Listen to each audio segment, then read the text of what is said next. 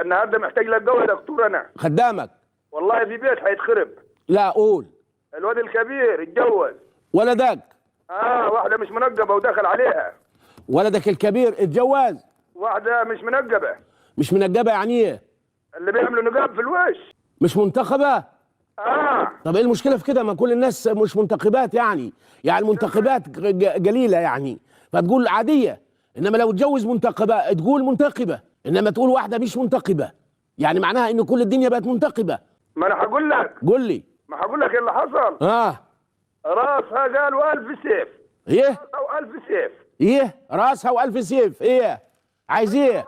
سمعت له واحد شيخ بيقول لك الجماعه المنقبين بيروحوا الجنه. ايه؟ راسها و1000 سيف عادة تتنقل. يعني لو حطت النقاب هتروح الجنه؟ هتروح الجنه. والواد لو قصر التوب هياخدها في دراعه للجنه؟ الواد ما رضيش. الواد ما رضيش. ايه؟ قول لها انت هابله وعبيطه. طيب بقول لك. قول لي.